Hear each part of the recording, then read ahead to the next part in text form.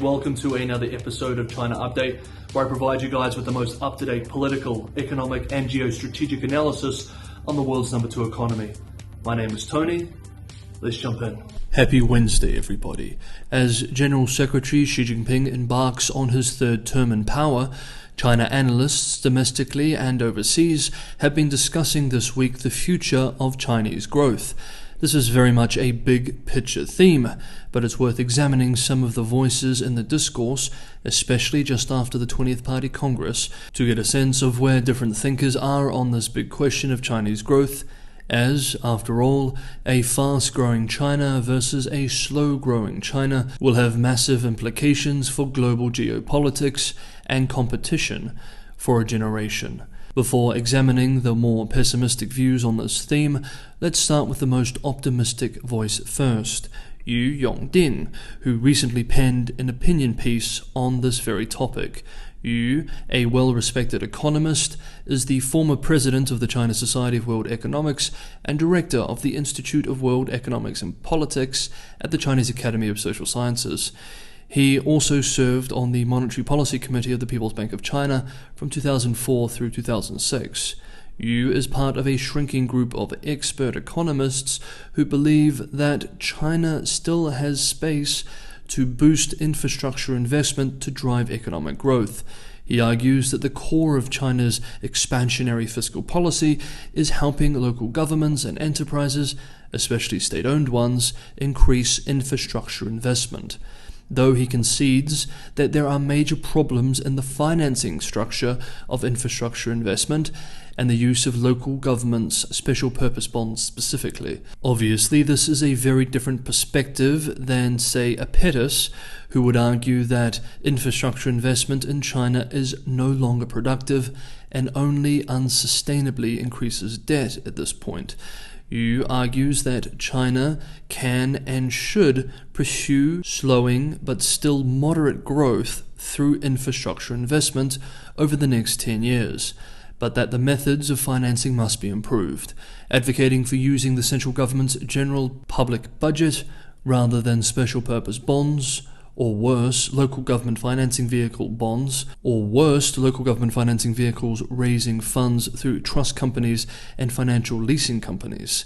Quote, "It should also be noted that under the circumstance of sustained economic slowdown and increasing unemployment, especially among the young, allowing the central government's apparent fiscal condition to worsen in exchange for stable economic growth could be the lesser of two evils. China's past experience has also repeatedly shown that increasing GDP growth may be a more effective way of reducing macroeconomic leverage." End quote. In a separate opinion published yesterday in Project Syndicate, Yu reiterated his view even more clearly. Quote, "China's government is right to respond to below-target growth with expansionary fiscal policy, especially infrastructure investment. But to maximize the impact, policymakers must also address a flawed financing structure and loosen regulations on local government special purpose bonds." End quote. The next voice and forecast is from Oxford Economics, which predicts in a new report this week that China's gross domestic product will grow an average of 4.5% over this decade, much lower than the previous decade. The majority of China's growth over the next decade will be driven by increasing the stock of physical capital, says the report. Annual growth will further slow to around 3% on average between 2030 and 2040, according to the baseline forecast. The report admits, however, that in the event of, quote, "worse than expected demographic challenges, possible decoupling from the US and allies, mishandling of financial risks, or a prolonged real estate slump," end quote, China's actual economic growth could fall short of that baseline. If Oxford Economics is correct, at that baseline rate, China would overtake the US economy in size in 2033 at the earliest. The next forecast, written by Ruchir Sharma, chair of Rockefeller International, in an opinion piece with Financial Times this week, is more pessimistic.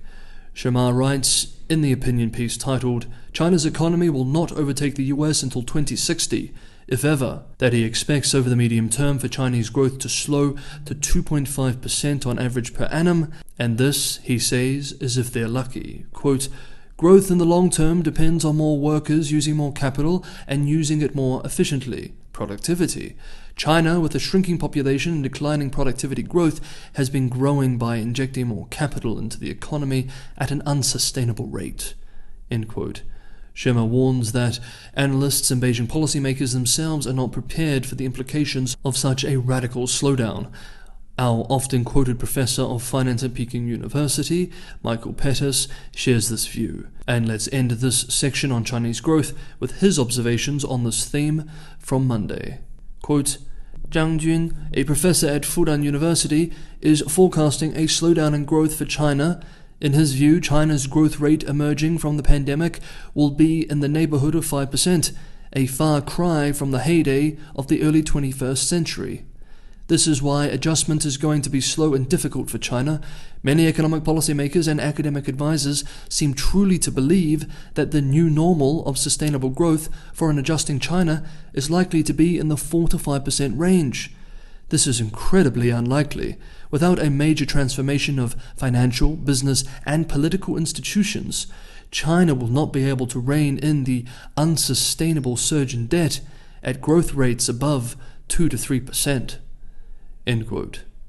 So we can see a divergence of views on this question of Chinese growth in the future, but where these voices do agree is this: the previous era of high Chinese growth is now over.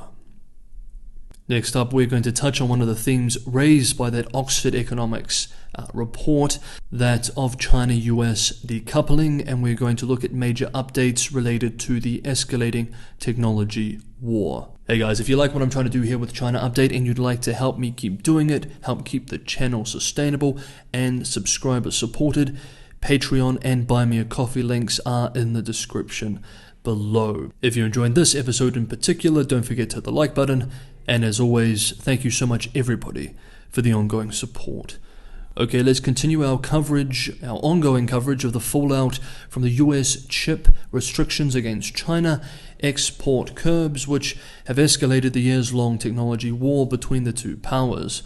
We have already unpacked the details of the restrictions in previous videos, so for today we will move through the newest, most salient related developments.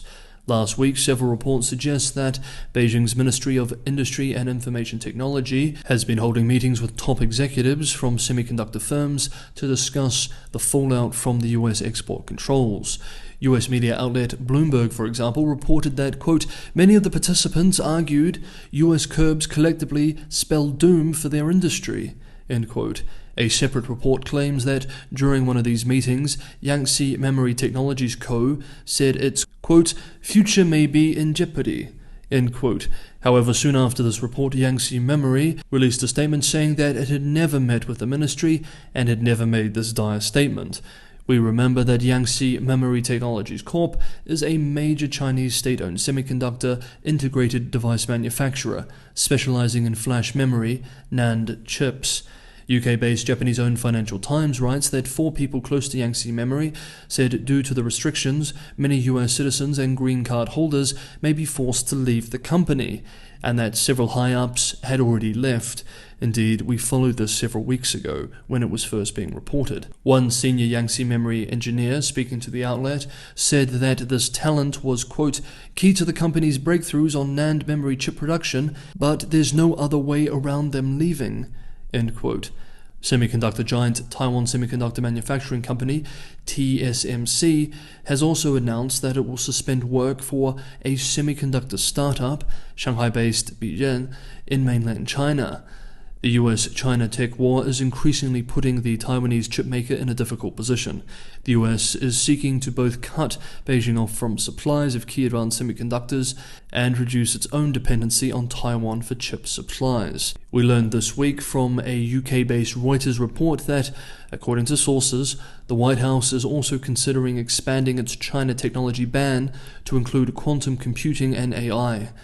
Industries across the board in higher technology, especially in semiconductors, should be prepared for an extended and highly disruptive US-China competition in technology. Quote, when Huawei was targeted, it was trade tensions during peacetime. Now, we are in a state close to war. End quote. Okay, that is today's episode of China Update. Thank you so much everybody for watching. I will see you all tomorrow.